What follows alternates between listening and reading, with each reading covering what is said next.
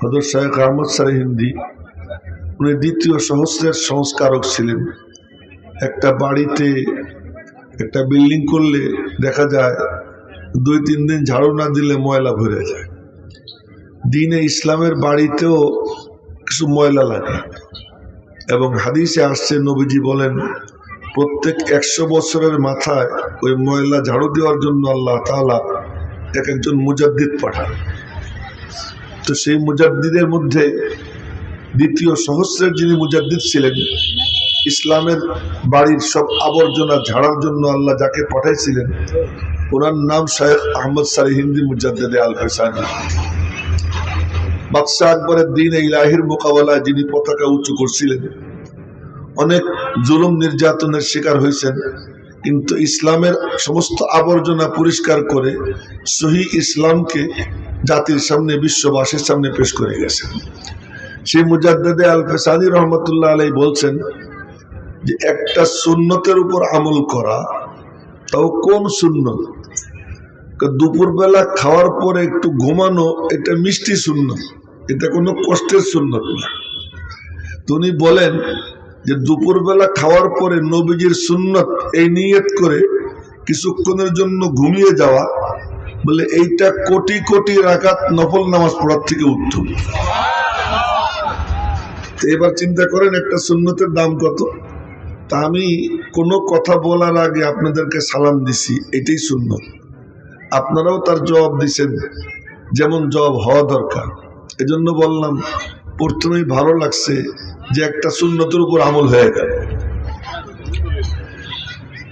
হযরত আশরাফ আলী থানভী রহমতুল্লাহ আলাইহি উনি ওনার বিবিকে নিয়ে, ওনার 2 বিবি ছিলেন, তো যে বিবি মানে ইয়াং বয়সে তরুণ, এই বিবিরে নিয়ে এক চন্দ্র উজ্জ্বল রাত্রে, পূর্ণিমার রাতে বললেন চলো একটু বেড়াই আসি। তো গিয়ে বললেন চলো আমি আর তুমি আজকে দৌড় প্রতিযোগিতা দেব, কে আগে যায়, কে হারায়, কে যেতে। তো দৌড় দিয়া থানভী রহমতুল্লাহ হারে গেছেন নিজে, আর বিবি জিতে গেছে।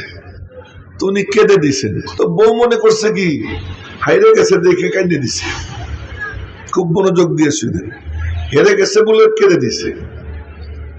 বেশ কিছুদিন পরে আবার এক পূর্ণিমার রাতে বললেন তুমি আর আমি আজকে আবার একটু দৌড় দিই।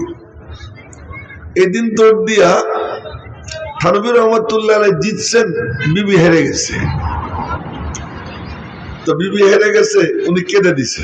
এবার বিবি জিজ্ঞেস করে ওই দিনও কাঁদলেন, আজও কাঁদলেন, প্রথম দিনের কান্নার না হয় কারণ বুঝলাম, আপনি হেরে গেছিলেন, আমি জিতে গেছিলাম। আজকে তো আপনি জিতছেন, আমি হারছি, আজকে কেন কাঁদলেন? কথা খুব লক্ষ্য দিয়ে শুনে হযরত থানভী রহমতুল্লাহ আলাইহি বললেন ওই দিনও আমি হারার কারণে কাঁদিনি, আজও জিতার কারণে কাঁদিনি। কাঁদছি কি কারণে জানো? যে নবীজির একটা সুন্নতের উপর আমল করলাম, আল্লাহ পাক যদি এই ওসিলায় কিয়ামতের দিনে আমাকে মাফ করে দেয়। বুখারী শরীফের হাদিসে আসছে যে নবীজি আম্মা জান আয়েশা সিদ্দিকারে নিয়ে একদিন দৌড় দিছিলেন। তো দৌড় দিছেন, তো দৌড় দিয়া খুব লক্ষ্য করে শুনেন, হাদিস শুনেই দিচ্ছি। তো নবীজি ইচ্ছা করে পিছে পড়ে গেছে, আম্মা জান আয়েশা সিদ্দিকা আগে চলে গেছে, আর উনি মহা খুশি, বলতেছেন দিছি হারাই আপনারে। তো এরপরে অনেকদিন পর আবার নবীজি আম্মা জান আয়েশা সিদ্দিকারে নিয়ে দৌড় দিছেন চাঁদনি রাতে। তো মা পিছনে পড়ে গেছেন, নবীজি জিতে গেছেন। বললেন ফাতিলকা বিতিলকা, ওই যে হাইরে গেছিলাম আজকে তার বদলা নিলাম। এই হাদিস আমার মনে পড়ে গেছে, নবীজির এই সুন্নতের উপর আমল করছি, হইতে পারে এই একটা সুন্নতের উপর আমল কিয়ামতের দিন আমার নাজাতের ওসিলা হয়ে যাবে। তাই বলছিলাম যে আমি আপনাদেরকে সালাম দিলাম, সালামের জবাবটা যে স্বতঃস্ফূর্ত পাইলাম, এই যে একটা সুন্নতের উপর আমল হইল, হতে পারে এই এক সুন্নতের উপর আমলই আমাদের পরকালে নাজাতের জন্য যথেষ্ট হয়ে যাবে। মেরে মোহতরম ভাই, আমরা আসলে এই এই জায়গা দিয়ে দেখি না, জল্পনা কল্পনা করি না, এজন্য কোনো কিছু মজা লাগে না। মজা লাগার জন্য এই জায়গার সাথে কথা বলতে হয়। যে দিলের সাথে কথা বলে আমল করে সে আমলের মধ্যে মজা পায়। আর যে এমনি গতানুগতিক সুবহানাল্লাহ বলে, আলহামদুলিল্লাহ বলে, লা ইলাহা ইল্লাল্লাহ বলে, ঠিক ঠিক করে, চিল্লাচিল্লি করে, মজা পায় না। আমিও মজা পাই না। কেন? আমি যেখানে বসা, আমার যদি উপলব্ধি থাকে আমি কোথায় বসা, আপনারা যারা এখানে বসা, আপনার যদি এই অনুভূতি থাকে আপনি কোথায় বসা, আলাদা মজা পাওয়া যাবে। তখন এই যেখানে আমি বসে আছি এটা ছিল না, খুব লক্ষ্য করে শুনি, এটা ছিল না। আমার নবীজি দাঁড়াইয়া দাঁড়াইয়া মাথা কাটা মরা খেজুর গাছে হেলান দিয়ে কথা বলতেন। মাথা কাটা মরা খেজুর গাছ, খেজুর গাছ হলো মানুষের মতো, মুসলমানের মতো। এটাও বুখারী শরীফের হাদিস। নবীজি খেজুরের মাথি খাইতেছিলেন। খেজুরের মাথি হলো মাথা ফাড়লে ওখানে সাদা সাদা কি জন্য বের হয়, দেখছেন নি আপনারা? ওই যে একজন ঘুমাইতেছে এখনই, দেখেন জুনারে জাগাই দেন। হ্যাঁ হ্যাঁ, চোখের দিকে, মাথার থেকে কাপড় চোপড় সরাইয়া আমার দিকে তাকান। হ্যাঁ হ্যাঁ, আচ্ছা ঠিক আছে। এত শীত তো নাই, আমি চাদর গায়ে দিয়ে মনে মনে করতেছি ভুল করে ফেলেছি, পরে খুলে ফেলেছি। শীত আজকে নাই তেমন। তার মনি যেভাবে আছে তাতে মনে হইতেছে যেন দুনিয়ার শীত পেঁচাই ধরছে, এরকম করেন না তো। কি বলতেছিলাম বলেন তো? খেজুর গাছের মাথি, মাশাআল্লাহ, মনোযোগ আছে সবার, আলহামদুলিল্লাহ। তো খেজুর গাছের মাথি খাইতেছিলেন। মাথি খাইতে খাইতে বললেন, আমি হাদিস শুনাইতেছি। আর হাদিস যখন কোথাও চর্চা হয়, ওই মজলিসের মাঝে আর রওজা পাকের মাঝে কোনো বেড়া থাকে না, কোনো দেয়াল থাকে না, কোনো পর্দা থাকে না। রওজা পাক থেকে সোজা ওই মজলিসে নূরের তাজাল্লি পড়ে। সুবহানাল্লাহ, একটু জোরে হওয়ার দরকার ছিল মনে হয়, একটু জোরে বলেন সুবহানাল্লাহ। আচ্ছা, তো খেজুর গাছের মাটি খাইতে খাইতে বললেন, ইন্না মিনাশ শাজারি শাজারাতান, নবীজির জুবানের ভাষা শুনাইতেছি। ইন্না মিনাশ শাজারি শাজারাতান লা ইয়াতাহাত্তু ওয়ারাকুহা মাসালুহা মাসালুল মুসলিম হাদ্দিসুনি মা হিয়া। বৃক্ষ সমূহের মধ্যে হতে একটি বৃক্ষ এমন আছে যার পাতা ঝরে না, আর ওই বৃক্ষটা মুসলমানের মতো।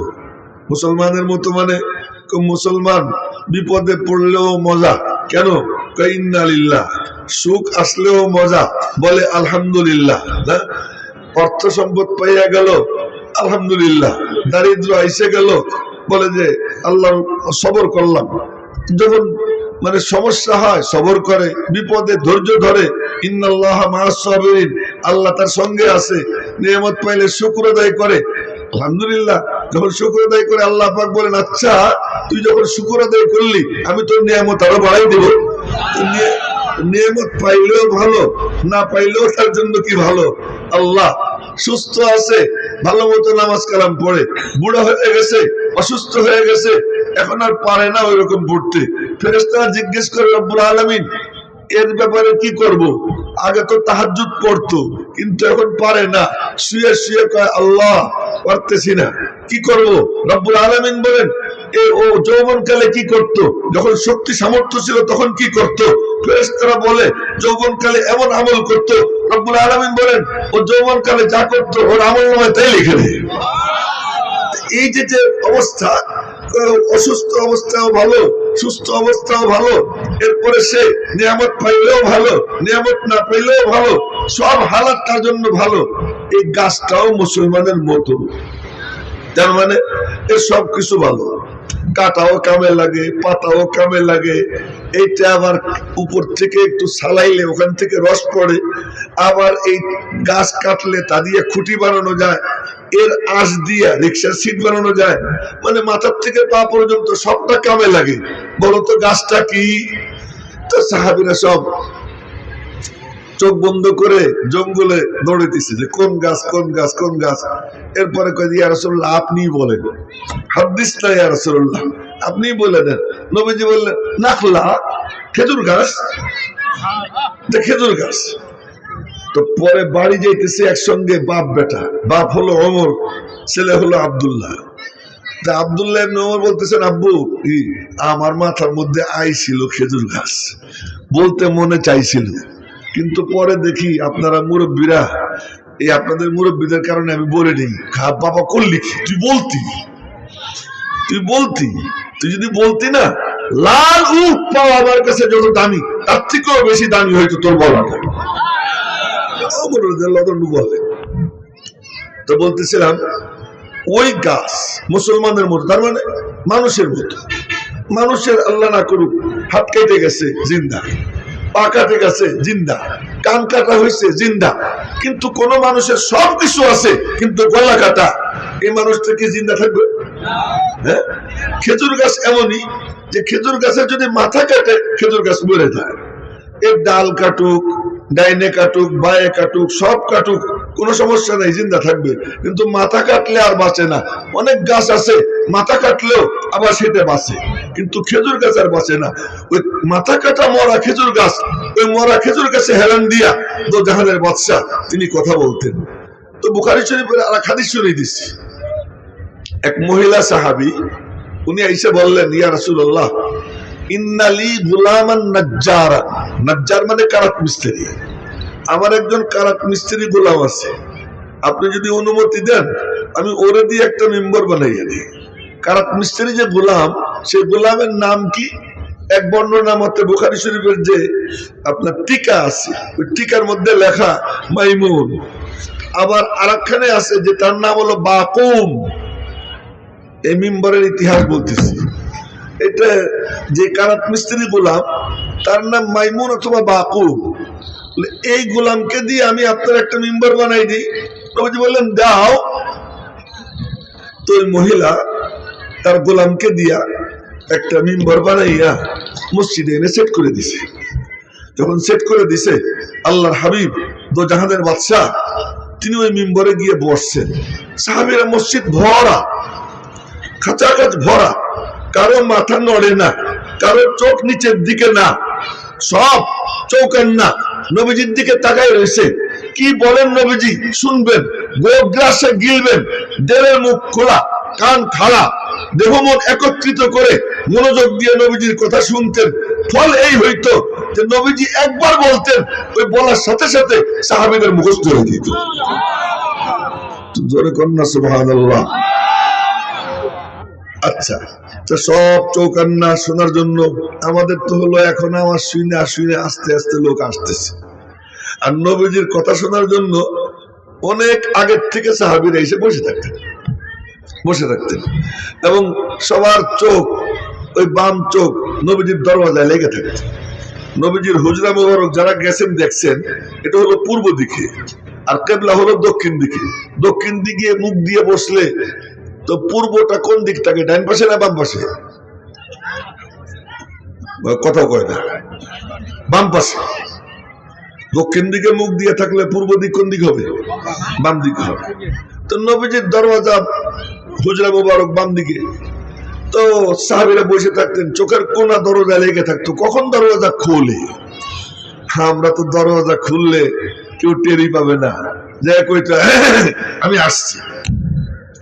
আর নবীজি দরওয়াজা খুলতেন, চেহারা মোবারক সামনে আনতেন, সাথে সাথে পুরো মসজিদে মনে হইতো যেন কয়েক লক্ষ পাওয়ারের বাতি জ্বলে উঠছে। সুবহানাল্লাহ, ভালো করে রাখো।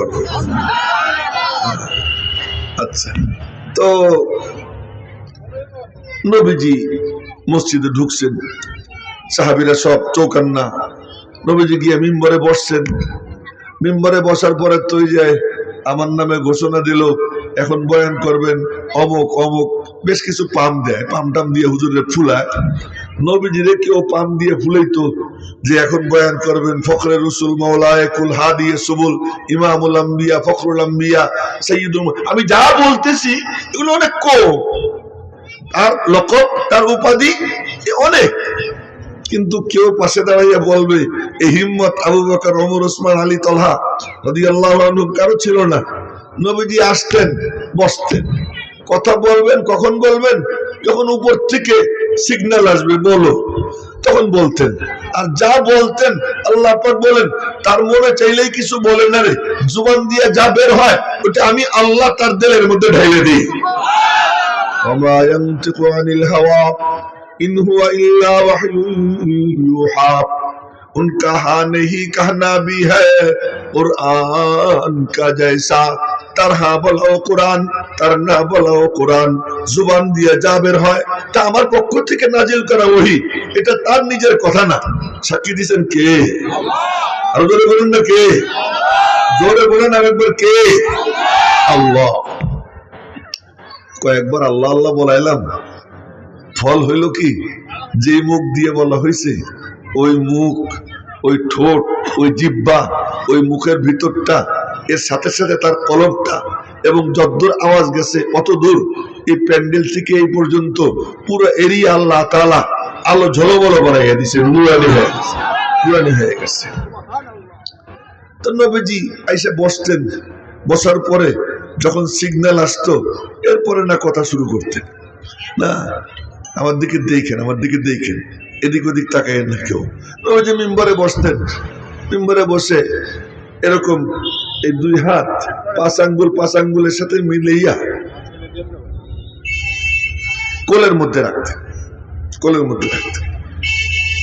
শ্রোতাদের সামনে পায়ের উপরে পা উঠাইতেন না দুই পা গুটাইয়া রাখতেন শ্রোতাদের দিকে পা লম্বাও করতেন না এখন তো শ্রোতারা বক্তার দিকে পা লম্বা করে দেওয়া দেখি আর কি মাঝে মাঝে না কিন্তু নবীজি যারা সামনে শ্রোতা এদের দিকে পাও কি করতেন না লম্বা করতেন না পা গুটাইয়া রাখতেন এই পাঁচ আঙ্গুলের সাথে পাঁচ আঙ্গুল মিলাইয়া কোলের মধ্যে রাখতেন হ্যাঁ মাঝে মাঝে হাত কোলের উপরে হাত রাখতেন যখন এরকম ভাবে ডান হাতের কবজির পিঠের উপরে যখন এরকম ভাবে থুতনি রাখতেন তো সাহাবীরা বুঝতেন নবীজি কোনো গভীর চিন্তায় নিমগ্ন আছেন যখন আল্লাহর হাবিব এই ডান হাতের কবজি এভাবে নাড়াইতেন সাহাবীরা বুঝতেন নবীজি কোনো ব্যাপারে অস্থির আছেন এক এক অঙ্গভঙ্গিতে সাহাবীরা বুঝে ফেলাইতেন সুবহানাল্লাহ নবীজির কি হাল তার অঙ্গ প্রত্যঙ্গের নড়াচড়ায় সাহাবীরা বুঝতেন তো নবীজি মিম্বরে বসছেন